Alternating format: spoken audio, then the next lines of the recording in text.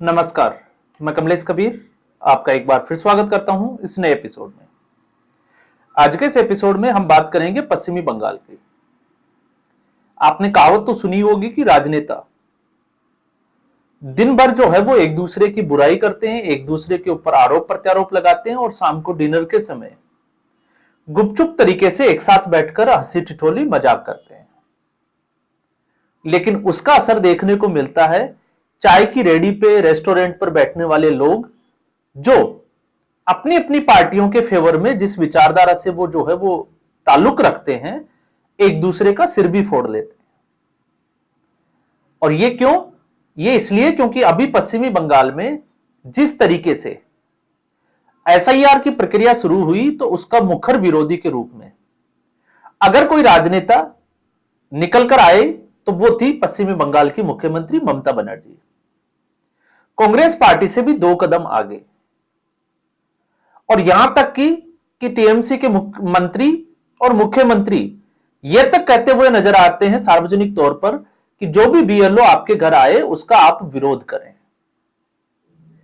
कल परसों हमने एक वीडियो में पहले भी बात की थी कि किस तरीके से एक मंत्री ने सीधे तौर पर कह दिया कि आप अपने घर के ऊपर जो है वो टीएमसी का झंडा लगा लें। और इसके अलावा एक दूसरे मंत्री या फिर हम कहें कि अभिषेक बनर्जी, उन सबके आप स्टेटमेंट उठाकर देखिए। और इतना ही नहीं, इसके विरोध में कलकत्ता में एक बड़ी रैली भी जो है वो निकाली गई और लोगों को लगातार जो है वो इस बात से प्रेरित किया गया कि आप एसआईआर का विरोध करें। लेकिन एक तरफ एसआईआर का विरोध, तो दूसरी तरफ जब से चुनाव आयोग ने यह घोषणा की कि पश्चिमी बंगाल में एसआईआर होगा, उसके बाद से आप देखिए कि किस तरीके से बांग्लादेशी घुसपैठिए एक के बाद एक जो है वो देश छोड़कर भागने में लगे हैं। कारण साफ है कि जान बचेगी, पीछा छूटेगा तो वो दोबारा एंटर कर जाएंगे। क्योंकि अगर आप कारण की ही समीक्षा करोगे तो अगर कोई बांग्लादेशी घुसपैठिया पकड़ में आता है तो उसका आधार कार्ड, उसका राशन कार्ड, उसको सरकारी योजनाओं का लाभ तुरंत प्रभाव से बंद कर दिया जाएगा। हो सकता है उसका किसी बैंक में अगर खाता है तो वो भी उसका फ्रीज कर दिया जाएगा, सीज कर दिया जाएगा। तो एसआईआर की प्रक्रिया से बचने के लिए ये लोग जो है वो बांग्लादेश की तरफ वापस मूव कर रहे हैं, क्योंकि इनको लगता है कि जैसे ही चुनाव प्रक्रिया खत्म होगी ये फिर से जो है वो घुसपैठ के जरिए भारत में आ जाएंगे और इन सुविधाओं का लाभ लेते रहेंगे। तो ममता बनर्जी की जो बातें थी उनका धरातल के ऊपर, ग्राउंड लेवल के ऊपर असर होता हुआ दिखाई नहीं दे रहा। अब ममता बनर्जी के पास चुनौती है अपना जो वोटर है उस बेस को बचाने के लिए। तो अब तक का जो कहानी का जो मांजरा जो निकल कर आता है वो यही निकल कर आता है कि ममता बनर्जी सिर्फ और सिर्फ अपने वोटर्स को यह मैसेज देने के लिए कि वो उनके साथ खड़ी है, इससे ज्यादा कुछ भी नहीं है। क्योंकि ममता बनर्जी के इस अभियान की हवा तब निकल जाती है जब कलकत्ता में बड़ी रैली के बाद अगले ही दिन बीएलओ, जो कि उनका कालीघाट का जो आवास है, उसके ऊपर एन्यूमरेशन फॉर्म लेकर पहुंच जाता है। क्योंकि एक तरफ बीएलओ का विरोध करना था तो दूसरी तरफ बीएलओ उनके सरकारी आवास पर पहुंच जाता है। वाकया घटना क्या होती है, उस बीएलओ को जो सुरक्षा कर्मी है वो घर के बाहर ही रोक लेते हैं और उनको बीएलओ को कहा जाता है कि वो एन्यूमरेशन फॉर्म को यहीं छोड़ दे, वो ममता बनर्जी तक पहुंचा देंगे। लेकिन बीएलओ ने चुनाव आयोग की जो शक्तियां हैं उससे अवगत कराया और यह बात बोली कि वो इस फॉर्म को मुख्यमंत्री को ही देंगे। तो इसके बाद मुख्यमंत्री के पास उसको भेजा जाता है और मुख्यमंत्री को वो एन्यूमरेशन फॉर्म दिया जाता है। उसको आश्वासन दिया जाता है कि ये फॉर्म जो है वो भरकर उनके पास भेज दिया जाएगा और बीएलओ सदस्यों की जानकारी भी लेता है। तो एक तरफ मतदाताओं के लिए अलग संदेश और दूसरा मुख्यमंत्री की जब खुद की बारी आई तो फिर उसके बाद जो है वो अलग तरीके से काम करना। और यही है इन राजनेताओं का इतिहास, सच्चाई। क्योंकि जब हम भारतीय संविधान को पढ़ते हैं तो भारतीय संविधान में एक जिसको हम कहें कि राज्य सूची है, दूसरी केंद्र सूची है और तीसरी समवर्ती सूची। तो समवर्ती सूची में इसी तरीके से, जिस तरीके से चाहे वो केंद्र सरकार के द्वारा पूरी कानूनी प्रक्रिया, संवैधानिक प्रक्रिया के तहत संसद से कोई कानून पारित होता है, तो राज्य सरकार उसको मानने के लिए बाध्य है।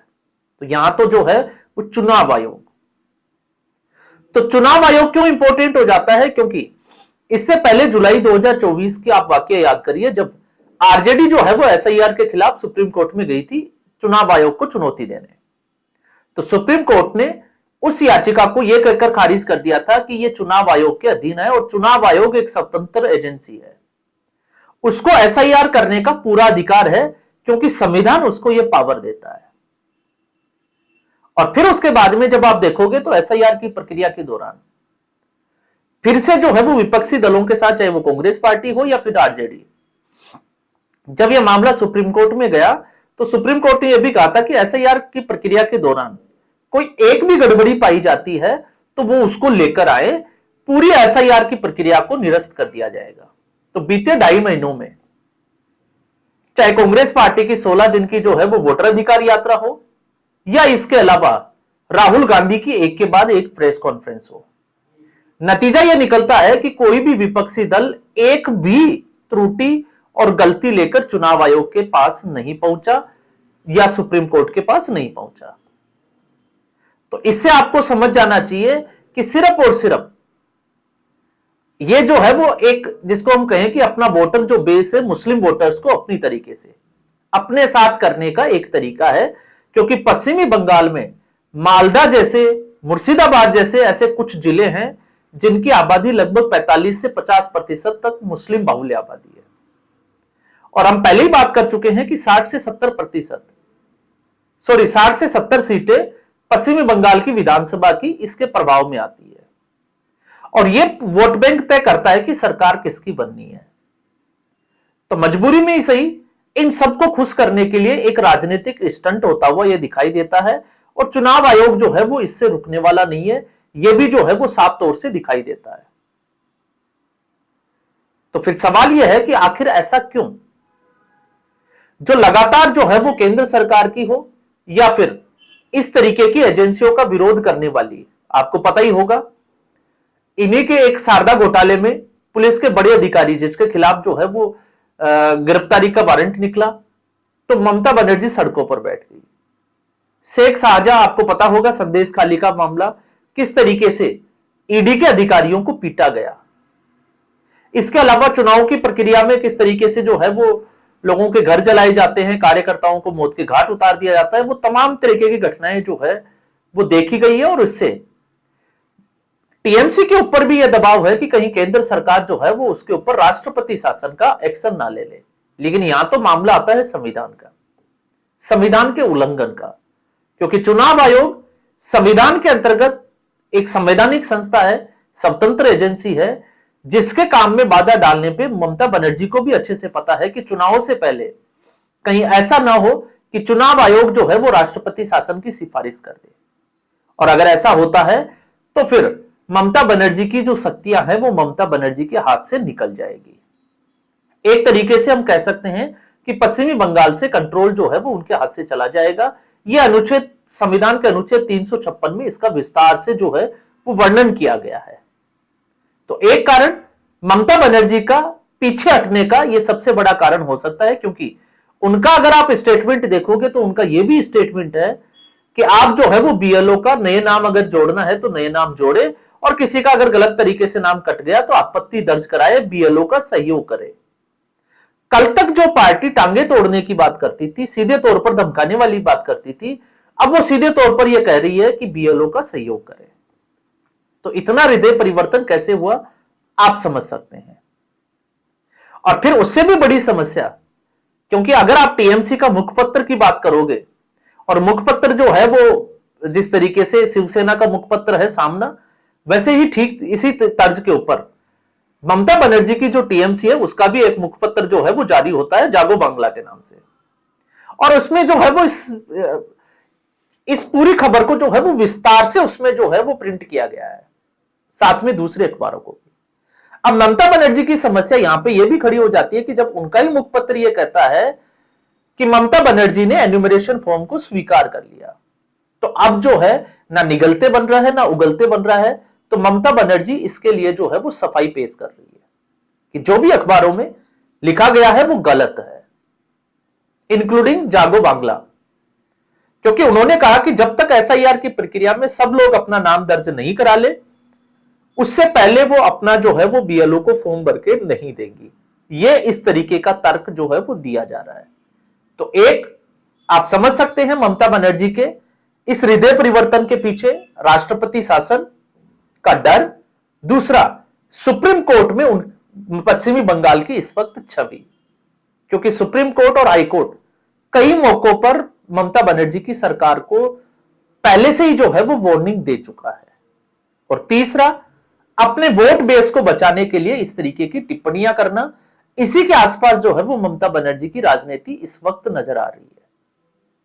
और चुनाव आयोग जिस तरीके से उसने घोषणा की थी, उसी तरीके से अब वो जो है वो जमीनी स्तर पर कार्रवाई शुरू कर चुका है। अब ममता बनर्जी को लगता है कि इस कार्रवाई से, क्योंकि बिहार में अगर आप देखोगे तो लगभग 69 लाख वोटों का जो है वो इस बार जो है वो कटे हैं, चाहे वो डुप्लीकेट हो, चाहे घुसपैठियों हो, कुछ भी कह सकते हो। तो ममता बनर्जी को डर है कि कहीं पश्चिमी बंगाल में जो अनुमान लगाया जाता है कि 1 करोड़ के आसपास इस तरीके से जो है वो वोट डिलीशन होगा, और अगर वोट डिलीशन होता है और ममता बनर्जी का वोटर जो है वो डरता है या डर जाता है, तो आप समझ सकते हैं कि ममता बनर्जी के लिए ये इस चुनाव में सबसे बड़ी चुनौती साबित हो सकता है। तो ये सारा खेल जो है वो इसी के आसपास घूमता हुआ नजर आ रहा है। तो आज के एपिसोड में बस इतना ही। उम्मीद करूंगा वीडियो एपिसोड आपको पसंद आया होगा। वीडियो को लाइक करें, शेयर करें, चैनल जरूर सब्सक्राइब करें। धन्यवाद।